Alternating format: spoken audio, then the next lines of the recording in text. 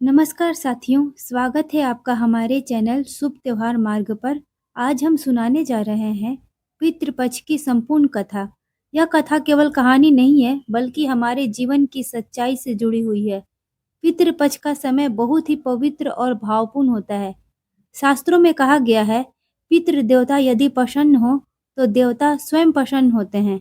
हमारे पूर्वज जिन्होंने हमें जन्म दिया, जिन्होंने हमें यह जीवन दिया, वे ही पितृ कहलाते हैं।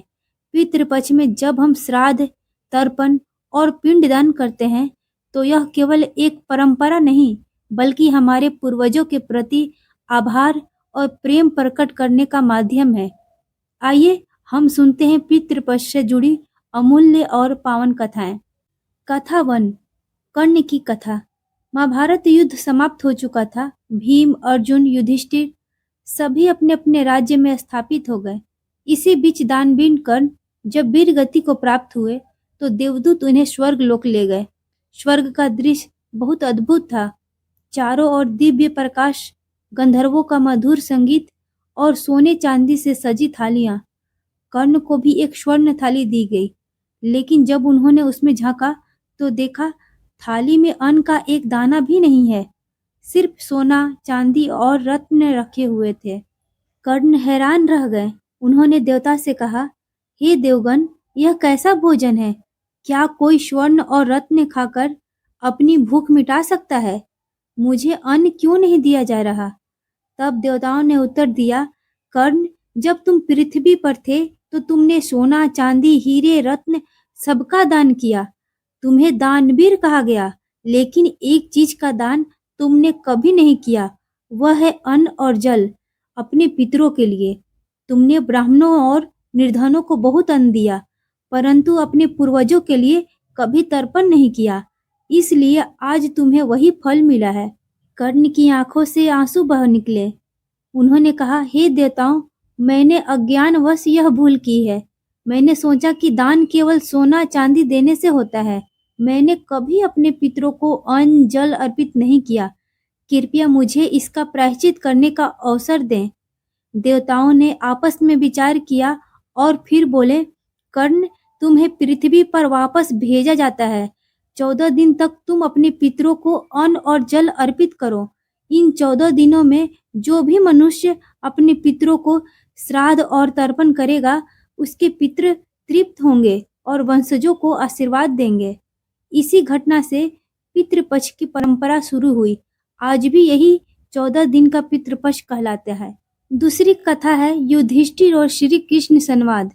महाभारत के बाद एक दिन धर्मराज युधिष्ठिर ने भगवान श्री कृष्ण से पूछा, हे माधव, हम देवताओं की पूजा करते हैं, व्रत रखते हैं, तीर्थ करते हैं, लेकिन यह बताइए कि पितृपक्ष में श्राद्ध और तर्पण इतना आवश्यक क्यों माना गया है?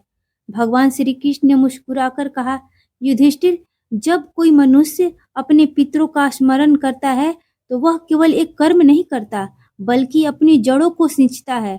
जैसे वृक्ष की जड़ें सूखी हो तो शाखाएं कभी हरी नहीं रह सकती, वैसे ही पितरों की संतुष्टि के बिना वंशजों का जीवन सुखमय नहीं हो सकता।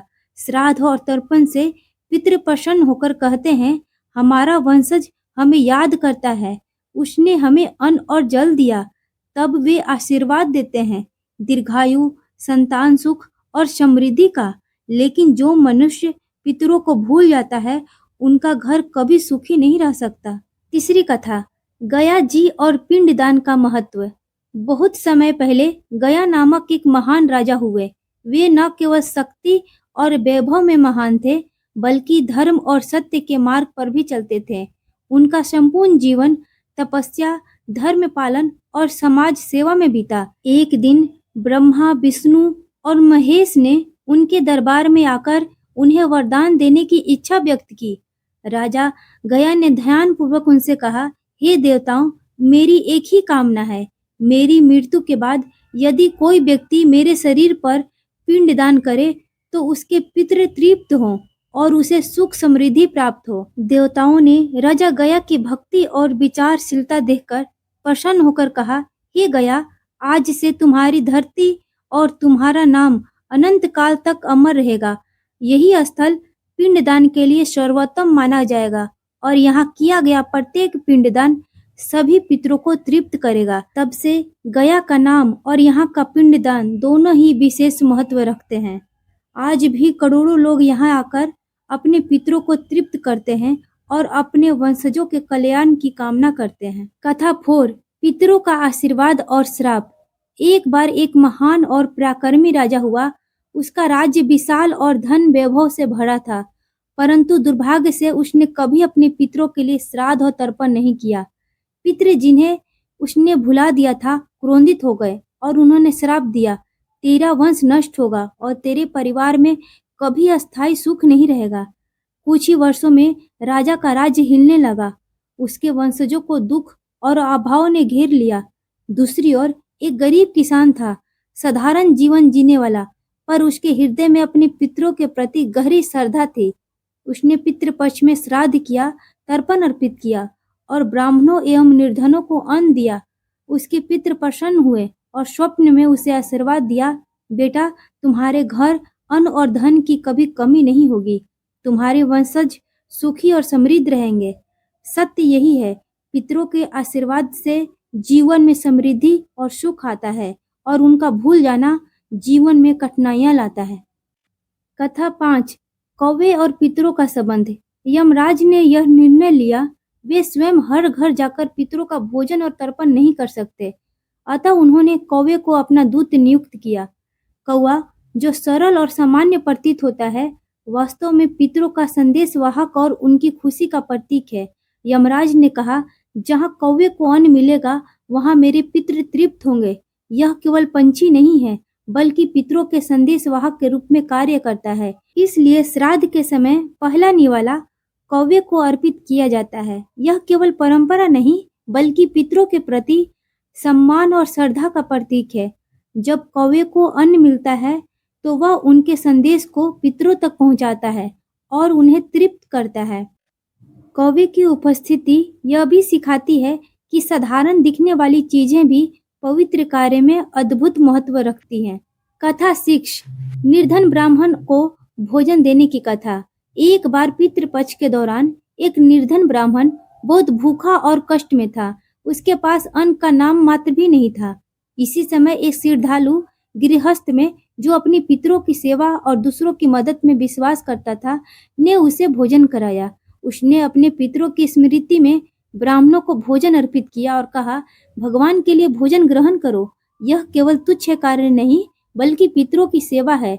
रात को उस गृहस्थ को स्वप्न में पितृ प्रकट हुए और बोले, बेटा तुमने हमें तृप्त कर दिया।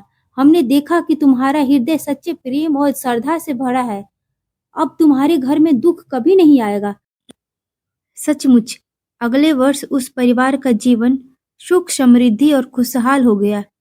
इस कथा से यह स्पष्ट होता है कि दूसरों की सेवा, विशेषकर पितरों की संतुष्टि के लिए जीवन में किया गया कार्य अपार फल लाती है।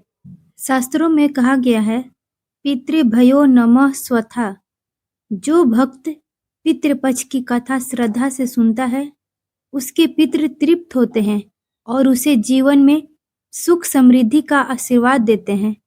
साथियों, यह थी पितृपक्ष की संपूर्ण और विस्तृत कथा। आशा है कि यह कथा सुनकर आपके मन में भी अपने पूर्वजों के प्रति श्रद्धा और आभार जागा होगा। याद रखिए, पितृपक्ष केवल एक परंपरा नहीं, बल्कि यह प्रेम और कृतज्ञता का पर्व है। आइए मिलकर बोले, ओम पितृभ्य स्वथा नमः। अगर आपको यह कथा अच्छी लगी हो तो इसे अपने परिवार और मित्रों तक जरूर पहुंचाइए और चैनल को सब्सक्राइब करना ना भूलें। जय श्री हरि।